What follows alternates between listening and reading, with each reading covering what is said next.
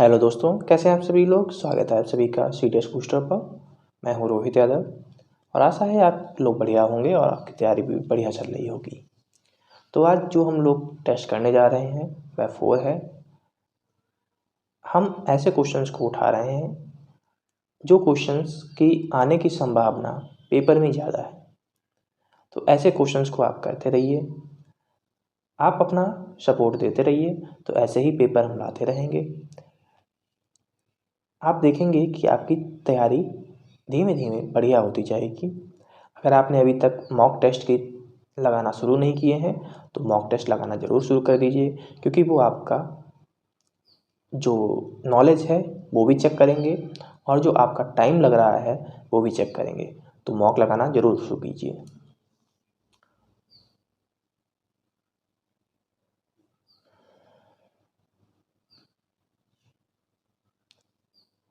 जो हमारा पहला क्वेश्चन है उसमें कहा गया है ए 2 digit number is such that the product of the digit is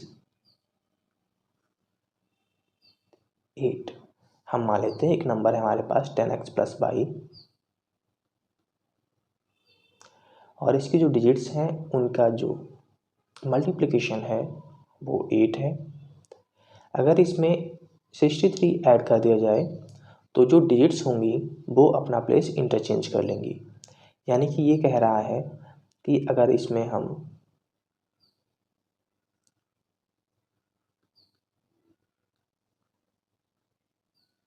63 add कर दें तो ये क्या हो जाएगा, ये हो जाएगा हमारे पास 10 बाई प्लस एक्स। यानी कि हम इसको लिख सकते हैं 9x माइनस 9 बाई इक्वल 63,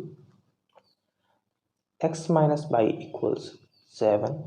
अब हमें ऐसी कोई नंबर्स लेने हैं x और y के जिन्हें हम माइनस करें तो 7 आना चाहिए, और अगर हम मल्टीप्लाई करें तो हमारे पास 8 आना चाहिए। तो ये हो सकता है हमारे पास 8 माइनस 1 और 8 इंटू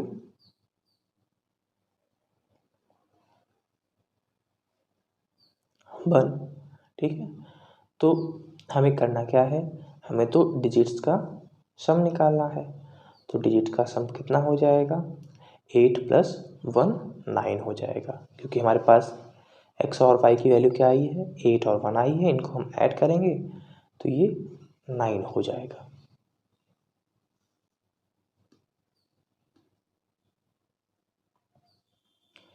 एक मोटर कार है जिसकी स्पीड 30 है।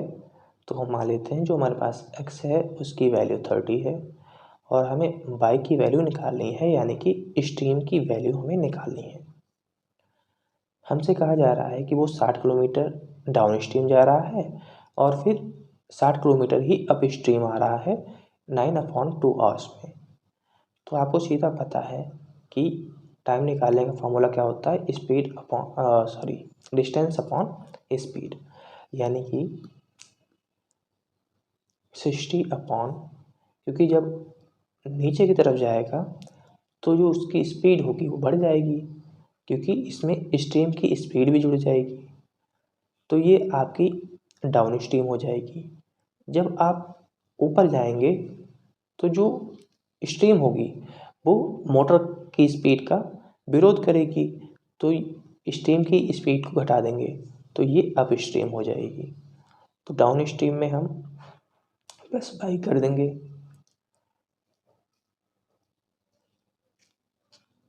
और अप स्ट्रीम में हम माइनस बाई कर देंगे। तो ये हमारे पास आ जाएगा 9/2, क्योंकि हमें जो टोटल है टाइम वो दिया गया है। अब इसको अगर हम सॉल्व करें तो ये हो जाएगा 60, 30 plus by plus 30 minus by upon 30 plus by into 30 minus by. ये दोनों कैंसिल हो जाएंगे, 30 30 60 होता है।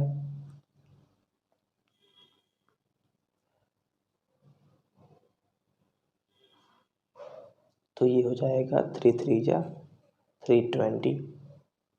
तो इसी प्रकार से 3 1 जा 3 और 3 यहाँ पे भी 20 आ जाएगा। 30 30 60 है ना, तो यहाँ पे भी 20 आ जाएगा। अब ये वैल्यू है, ये हमारी बनेगी 900 माइनस बाई स्क्वायर। ठीक है, यहाँ पे लिख देते हैं। तो 20 20 400, ये 2 है, 2 इधर जाएगा, मल्टीप्लाई हो जाएगा, तो ये 800 हो जाएगा। ये है, ये इधर चला जाएगा क्रॉस मल्टीप्लाई में, तो ये हो जाएगा 900 माइनस बाई स्क्वायर, यानी कि जो हमारे पास बाई स्क्वायर है वो 100 आ गया। तो हम कह सकते हैं जो बाई हमारे पास है वो 10 आ जाएगा, क्योंकि रूट इधर करेंगे तो बाई इक्वल्स 10 आ जाएगा। तो जो हमारे पास स्ट्रीम की वैल्यू आ गई वो 10 आ गई।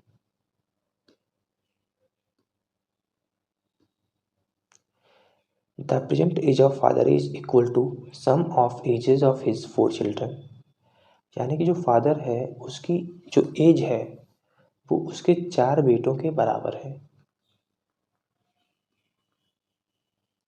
10 साल बाद, यानी कि 10 इधर जोड़ देते हैं और 10 ही हम इनमें सभी में जोड़ देंगे। ठीक है, तो 10 10 20 10 30 10 40, यानी कि चारों में जोड़ेंगे तो 40 जुड़ेगा।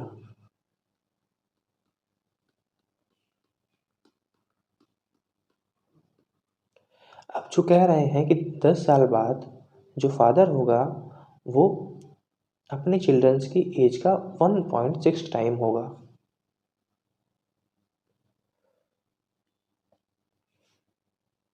अब इसके हम मल्टीप्लाई करते हैं, तो ये हो जाएगा 1.6f प्लस 1.6 इंटू 10 यानी 16 इक्वल्स ए बी सी और डी की वैल्यू क्या है, f है, तो हम यहाँ पे f उठा के रख देंगे इक्वल्स 40। f को इधर लेके जाएंगे तो ये हो जाएगा 0.6f। ठीक है, 0.6f, और 16 को इधर लेके जाएंगे तो ये हमारे पास हो जाएगा 24। ये पॉइंट हटाएंगे, इधर 0 बढ़ जाएगा, तो ये 40 ईयर्स फादर की एज आ जाएगी।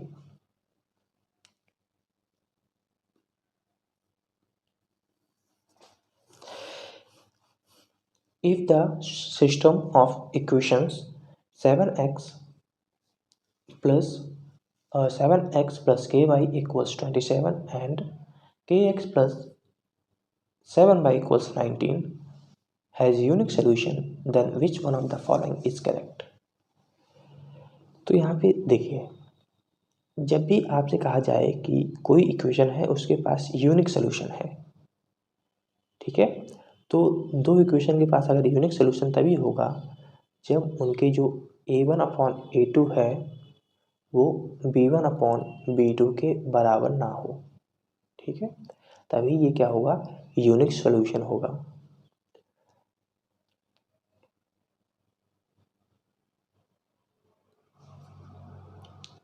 इनफाइनाइट सोल्यूशन में क्या होता है, a1/a2 इक्वल्स b1/b2 होता है और नॉट इक्वल टू c1/c2 होता है।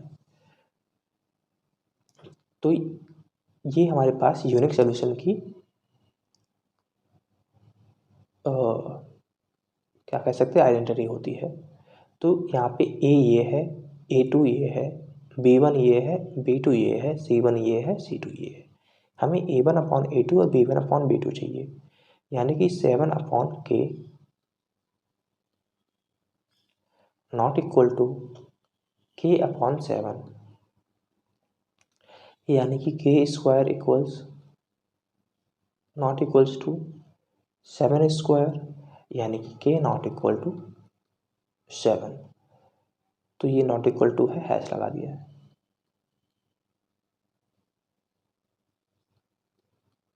ठीक है, k नॉट इक्वल टू 7 हमारा बिल्कुल करेक्ट आंसर आ जाएगा।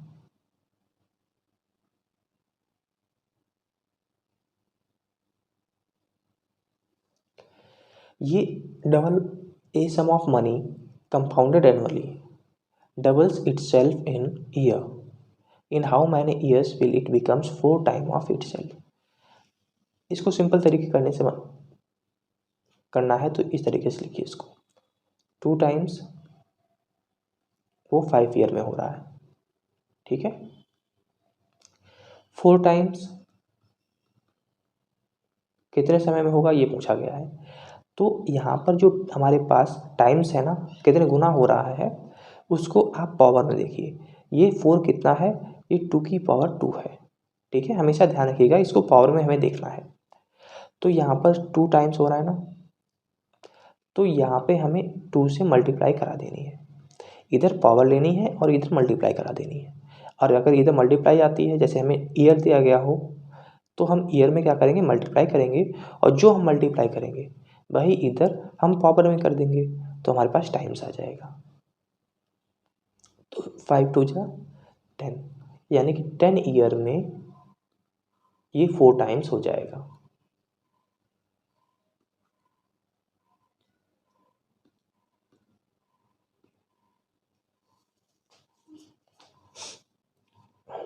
ये क्वेश्चन देखिए, ये बहुत ही सिंपल क्वेश्चन है, लेकिन आप इसमें फंस जाएंगे अगर आपको कुछ बेसिक्स नहीं पता है। एक तो इसके लिए आपको फार्मूला पता होना चाहिए, और आपको जो ये बता रहा है कॉन्साइड का मतलब क्या होता है ये भी पता होना चाहिए, ठीक है। कॉन्साइड मतलब होता है कि एक ये हमारे पास घड़ी है। कॉन्साइड का मतलब हुआ कि जो हमारे पास आवर हैंड और मिनट हैंड है वो दोनों एक के ऊपर एक आ रही हैं। एक के ऊपर एक आने का मतलब है उनके बीच का जो एंगल हो रहा होगा वो 0 डिग्री हो रहा होगा। यानी कोइंसाइड का मतलब है कि वो 0 डिग्री एंगल बना रही हैं। और हमसे ये पूछा गया है कि वो मिलेंगी कब। तो इसके लिए आपको एक क्लॉक का फार्मूला पता होना चाहिए। क्लॉक का फार्मूला होता है theta equals 1/2 60h minus 11m, ठीक। तो 60h का मतलब है ये और है और ये m मिनट है। हमने ये मॉड क्यों लगाया है, मॉड का मतलब है इसके अंदर चाहे माइनस में वैल्यू आए चाहे प्लस में आए, हमें प्लस में ही लेना है। तो अब थीटा की जगह हमें क्या रखना है, 0 रखना है। 1/2 h हमारे पास 3 है। हमेशा ध्यान रखिएगा ये हमसे कहा गया है 3 पास्ट पे हमें पता करना है कि कब मिलेंगी, ठीक है। 3 से 4 के बीच में, 3 के बाद ही तो मिलेंगी, क्योंकि 3 से 4 के बीच में हमसे पूछा गया है। तो हम यहाँ पर h पे क्या करेंगे, 3 से मल्टीप्लाई कराएंगे, तो 60 × 3 हमारा 180 हो जाएगा। और हमें मिनट निकालना है, क्योंकि हमें मिनट ही तो नहीं पता है कि कब कोइंसाइड करेंगे, तो मिनट को ऐसे ही हम रहने देंगे। अब ये 2 इधर से आएगा, 0 के साथ मल्टीप्लाई होगा, 0 बन जाएगा। तो हमारे पास आ जाएगा 180 माइनस 11m इक्वल्स 0, यानी कि m इक्वल्स 180/11। अब डिवाइड करते हैं, तो डिवाइड करने पे हमारे पास आएगा 16 पॉइंट कुछ करके आएगा, यानी कि 16 से 17 के बीच में ये जाकर कोइंसाइड करेगी। तो कोइंसाइड का मतलब क्या था, 0 डिग्री था। अगर आपसे कहा जाए कि अपोजिट हैं, जो सुइयाँ हैं वो अपोजिट हैं, इसका मतलब उनके बीच जो एंगल है वो 180 बन रहा है। स्ट्रेट है तो भी 180 बन रहा है। अगर वो कहें राइट एंगल पे हैं तो उनके बीच में जो एंगल है वो 90 डिग्री बन रहा है। तो ये कुछ लैंग्वेजेस होती हैं, वो आपसे डायरेक्ट नहीं कहेगा 180 डिग्री एंगल बन रहा है कि आप क्या बन रहा है। वो आपसे केवल यही कहेगा कि कौन साइड हो रही हैं, स्ट्रेट हैं या राइट एंगल पे हैं। तो इन वैल्यूज़ को आपको ध्यान रखना है, ठीक है। अगर आप इसे दूसरे तरीके से यानी कॉन्सेप्चुअल मेथड से जाते तो आप इसे कर भी नहीं पाते, ठीक है। कॉन्सेप्चुअल मेथड से जाने के लिए भी आपको बहुत टाइम लगता। तो ये सबसे सिंपल मेथड है। आपको फार्मूला पता होना चाहिए, एक फार्मूला आपके पूरे क्लॉक को ख़त्म कर देता है।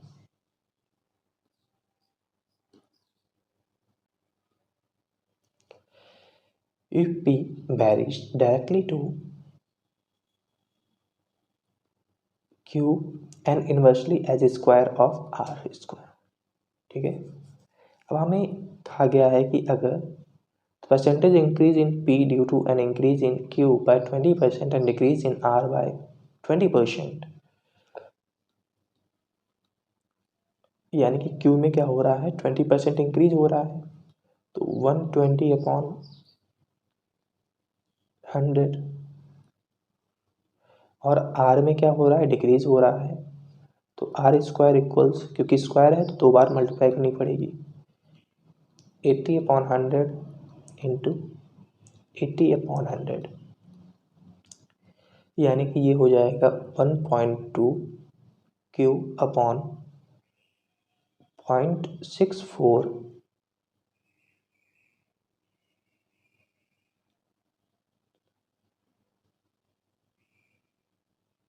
4 आर स्क्वायर। ठीक है, अगर हम इसको डिवाइड करें तो डिवाइड में ये हो जाएगा 1.875। ठीक है, क्यू अपॉन आर स्क्वायर। अब हमें क्या करना है, इससे इसको माइनस करना है, तब हम जब इससे इसको माइनस करेंगे तो ये हमारे पास आ जाएगा 0.875 क्यू अपॉन आर स्क्वायर, और हमें परसेंटेज निकालना है, तो परसेंटेज किसके ऊपर निकलेगा, इसके ऊपर निकलेगा, क्योंकि ये ओरिजिनल वैल्यू हमारे पास, into 100।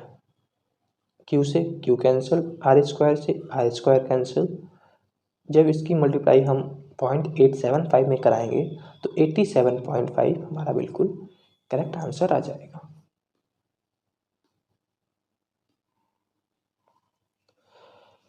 A person agrees to work for 30 days on a condition that for every day work he should receive 500 and that for every day absence from work he should forfeit ₹100. At the end of the time he received 11,400 रुपये। How many days he work? देखो, उसने कितने दिन काम करने के लिए agree किया है, 30 दिन।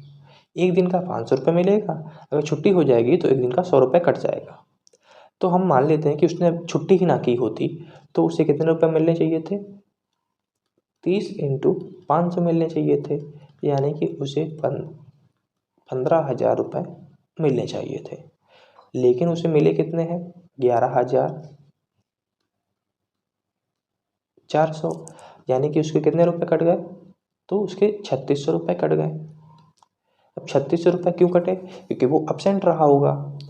अब अब्सेंट रहा तो देखो, एक दिन की उसकी तनख्वाह है 500 रुपये, 500 रुपये तो उसके कटेंगे ही कटेंगे, लेकिन जिस दिन नहीं आया है उस दिन 100 रुपये तो और कटेंगे, यानी कि टोटल उसके 600 रुपये कटेंगे जिस दिन नहीं आया होगा।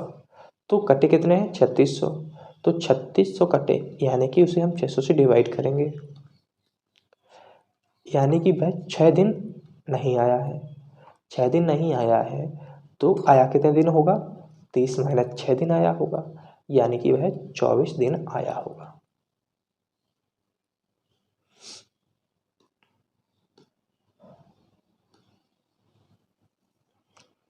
A person brought a chair and a table, 750. He sold the chair at a gain of 5% and table at a gain of 20%. He gained 16% on the whole. What is the original cost of the table?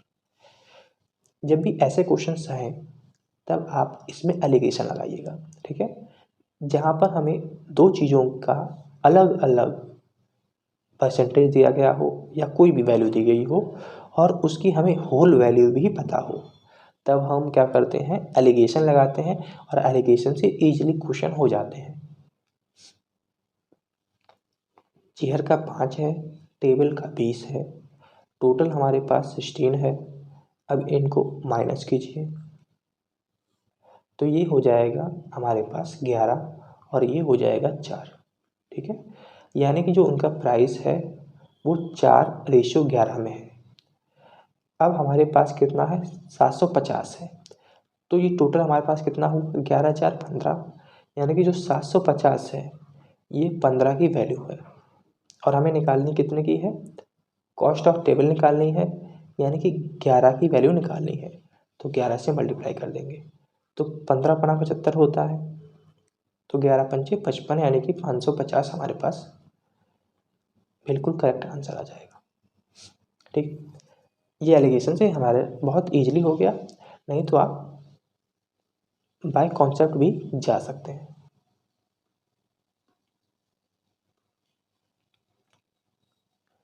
A person rode 1/3 of a journey at 60 km, 1/3 at 50 km per hour and rest 40 km per hour। तो हम क्या करेंगे, 60, 50 और 40 से कटने वाली कोई number ले लेंगे, यानी एलसीएम ले लेंगे, तो इनका एलसीएम हो जाएगा 600।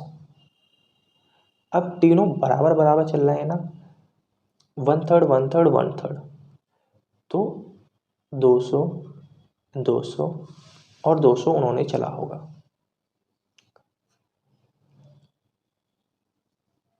सिक्सटी, इसे 50 से डिवाइड करेंगे, इसे 40 से डिवाइड करेंगे, तो हमें टाइम पता चल जाएगा, क्योंकि जो हमारे पास उनके बीच का डिफरेंस दिया गया ना, दो हमारे पास जर्नी है और दोनों जर्नियों के बीच का हमें टाइम डिफरेंस दिया गया है, तो उससे हम वैल्यू फाइंड करेंगे। तो यहाँ पे टोटल टाइम देखते हैं उन्होंने कितना लिया है,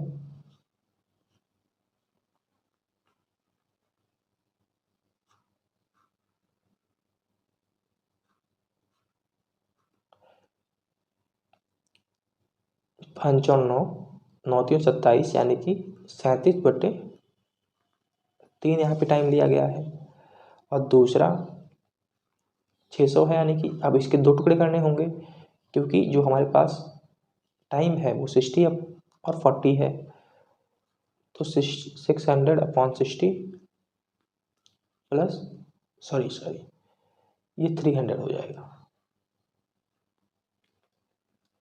300/40। ठीक है, तो ये हमारे पास हो जाएगा 5 टाइम्स 2 × 15। अब एलसीएम लेंगे तो 5 × 2 = 10, 10 और 15 25, 25/2।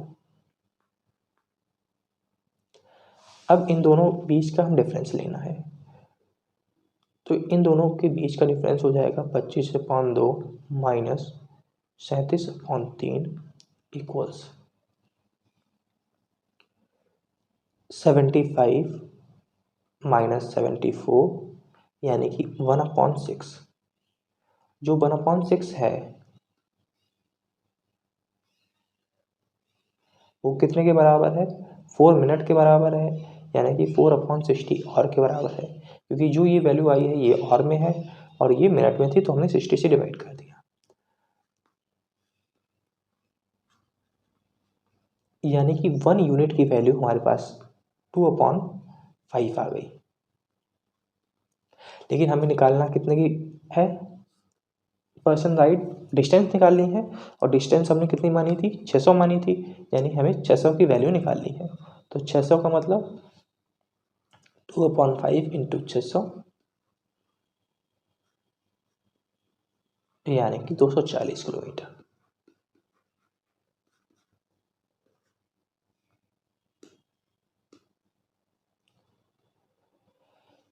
एक पर्सन है वो 1,000 रुपये बचा रहा है, ठीक है, हर साल जितना प्रीवियस ईयर बचा रहा है ना, उससे अगले साल 1,000 रुपये ज़्यादा बचा रहा है। पहले साल उसने 2,000 बचाए, फिर अगले साल वो 3,000 बचाएगा, और इसके बाद फिर 4,000 बचाएगा। इस तरीके से उसे कितने बचाने हैं, कुल टोटल बचाने हैं उसे 1,70,000 रुपये। तो आपको जो एक सीरीज वाला चैप्टर होता है उसमें अगर आपको फार्मूला याद हो, उस सम का जो फार्मूला होता है वह होता है n/2 an, या यहाँ पर an की जगह हम 2a लिखेंगे, 2a प्लस n-1 का होल डी। अगर ये फार्मूला याद है तो क्वेश्चन सॉल्व हो गया। हमें क्या करना है, n की वैल्यू निकालनी है, क्योंकि हमें टाइम निकालना है।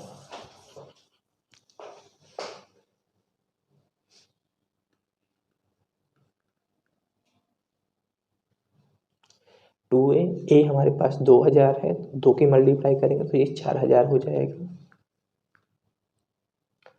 प्लस n-1 का होल डी हमारे पास डिफरेंस होता है और डिफरेंस कितना है, 1000 का है। 1 2 3 1 2 3 1 2 3 यानी कि 170 इक्वल्स, ये 2 इधर डिवाइड में इधर जाएगा, मल्टीप्लाई में हो जाएगा, तो ये हो जाएगा 340। तो ये हो जाएगा हमारे पास 4n माइनस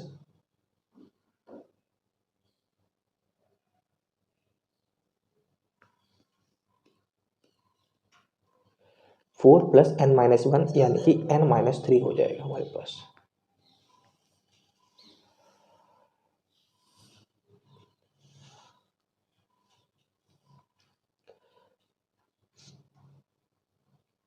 अब हमें क्या करना है, हमें चेक करना है कि हमारे पास n की क्या वैल्यू लेनी चाहिए कि 340 हो जाए। ठीक है, तो सबसे पहले हम 16 रख के यहाँ पे देखते हैं, बाय ऑप्शन ही कर लेते हैं।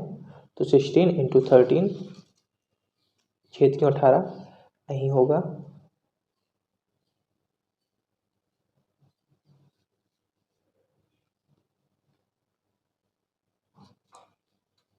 17 इंटू 14, तो ये भी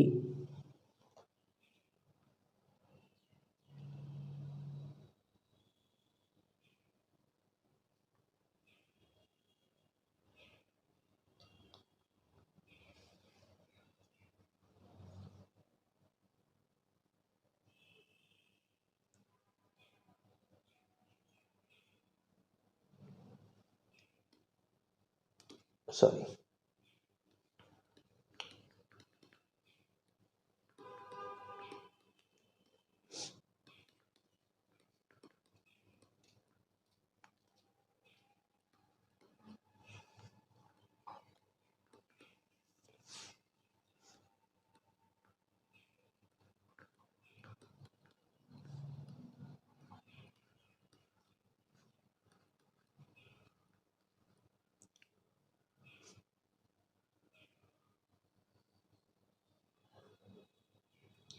सॉरी ये माइनस नहीं, ये प्लस होगा, तभी गड़बड़ हो रहा था।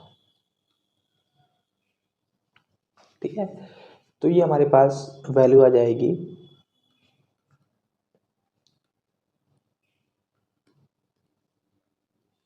20 माइनस 17।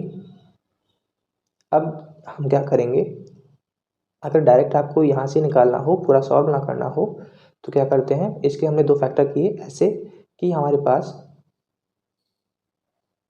माइनस करने पर 3 आना चाहिए, तो 3 आ गया, 20 माइनस 17। अब यहाँ पर जो हमारे पास a की वैल्यू होगी उसको यहाँ पे हम डिवाइड कर देंगे, फिर उसके बाद हम साइन चेंज कर देंगे, प्लस है तो माइनस कर दीजिए, माइनस है तो प्लस कर दीजिए। अब जो साइन माइनस में इसको तो हम लेंगे नहीं, जो प्लस में है वही हमारा आंसर होगा, तो 17 ईयर्स हमारा बिल्कुल करेक्ट आंसर हो जाएगा। नहीं तो यहीं पे भी हम रख के देखते, 17 इंटू 20 तो 34 आ जाता। ठीक है, क्योंकि पहले हमने माइनस ले लिया था इसीलिए आंसर नहीं आया था।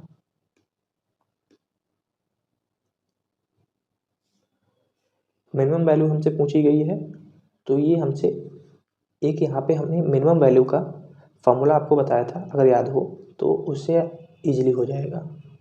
a cos cube theta plus b sec cube theta अगर है, इसमें अगर a लेस देन या इक्वल टू b है, तो जो मिनिमम वैल्यू हमारे पास होगी वह a प्लस बी होगी, और अगर a ग्रेटर देन b है तो जो हमारे पास मिनिमम वैल्यू होगी वह 2√ab होगी। तो यहाँ पे इक्वल टू है ना, क्योंकि 1 यहाँ पे भी है 1 यहाँ पे भी है, तो जो मिनिमम वैल्यू हमारे पास हो जाएगी वह 1 + 1 यानी कि 2 हो जाएगी।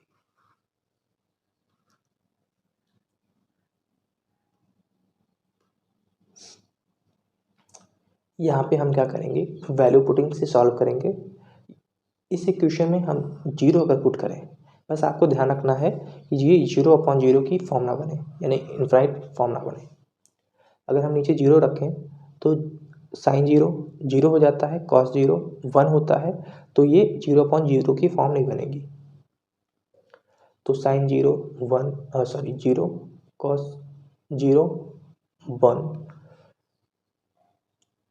0 + 1 प्लस साइन का मतलब 0 -1, यहाँ पे भी साइन माइनस कॉस थीटा है तो 0 - 1, माइनस से माइनस कैंसिल, तो 1 + 1 जो वैल्यू हमारे पास आई वह 2 आई।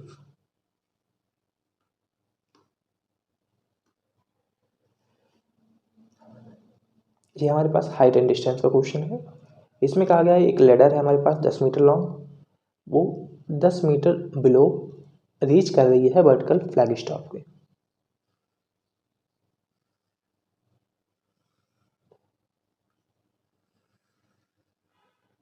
ये फ्लैग स्टॉप है हमारे पास जो कि इस पॉइंट से 10 मीटर ऊंचा है, और जो ये लेडर है ना ये भी 10 मीटर है, और जो ये एंगल है ना ये 60 डिग्री है हमारे पास। कैसे? क्योंकि हमसे कहा गया है the front foot of the ladder, the elevation of the top of flag stock is 60 degree. अब यहाँ पे अगर आप देखें तो ये आपके पास कितना है, 10 है, और ये भी 10 है, यानी कि ये दो साइडें आपकी बराबर हैं। अगर साइडें बराबर होती हैं तो ये वाला एंगल और ये वाला एंगल बराबर होगा ना। अगर ये 90 है, ये 60 है, तो ये 30 होगा। अगर ये 30 है तो ये भी 30 होगा, और अगर ये 30 है तो ये भी 30 होगा, क्योंकि 30 + 30 60 होता है। अब आपको क्या करना है, हमें इसकी वैल्यू निकालनी है इतने से इतने तक की, तभी हम ये पूरी जो हाइट है फ्लैग स्टॉक की वो निकाल पाएंगे।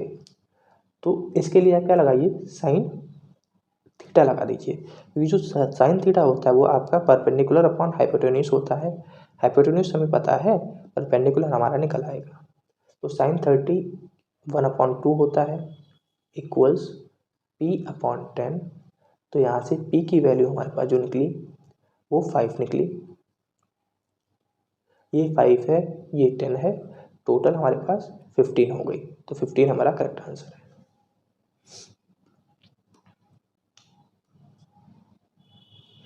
ये भी हमारे पास जो हाइट एंड डिस्टेंस है उसी का क्वेश्चन है। तो from an aeroplane flying above a river at an altitude of 1200 metre, एक हमारे पास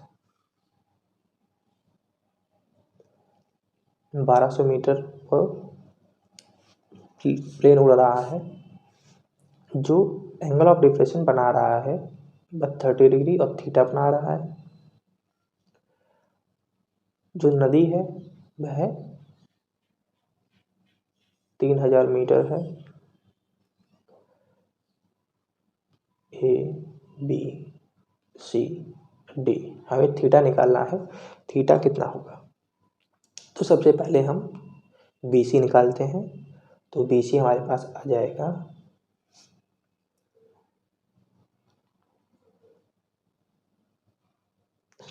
यहाँ पे हम cot 30 लगा देते हैं, ठीक है। तो cot 30 से क्या हो जाएगा हमारे पास, 20/, परपेंडिकुलर हो जाएगा।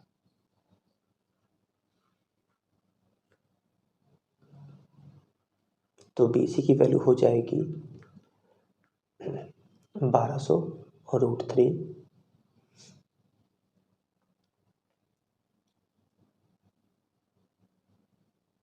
और √3 की अगर हम वैल्यू देखें तो √3 की वैल्यू जो होती है वो 1.73 होती है।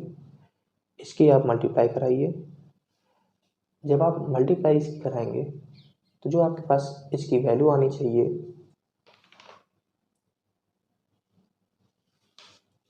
92076 आएगी। आपकी टोटल 3000 है, तो ये जो बचेगी ना ये कितनी हो जाएगी, तो ये आपकी बची हुई हो जाएगी 3000 - 2076 4972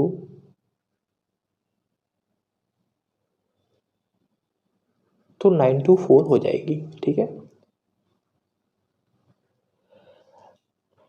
अब आपको थीटा निकालना है तो यहाँ पे हम tan थीटा लगाएंगे तो ये हो जाएगा 1200/924 और इसको हम जब डिवाइड करेंगे तो ये लगभग 1.3 के पास आ जाएगी। ठीक है, और जो tan थीटा में 1.3 होता है ये कहाँ पे आएगा, ये 45 से बड़ा आएगा और 60 से छोटा आएगा, क्योंकि 45 हमारे पास tan 45 क्या होता है, 1 होता है और tan 60 √3 होता है और tan √3 की वैल्यू क्या होती है, 1.73 होती है। तो 1 और 1.73 के बीच में ही तो 1.3 लाई करेगा, यानी कि ये 45 से 60 डिग्री के बीच में लाई करेगा। तो दोस्तों आज का वीडियो यहीं पे समाप्त करते हैं। मुझे आशा है कि आपको ये वीडियो पसंद आई होगी। पसंद आई है तो हर बार की तरह इसको लाइक कर दीजिएगा, चैनल को सब्सक्राइब नहीं किया तो सब्सक्राइब कर लीजिएगा। फिर से ऐसे ही वीडियो के साथ आपसे मिलेंगे, तब तक के लिए आप प्रैक्टिस करते रहिए और जय हिंद जय भारत।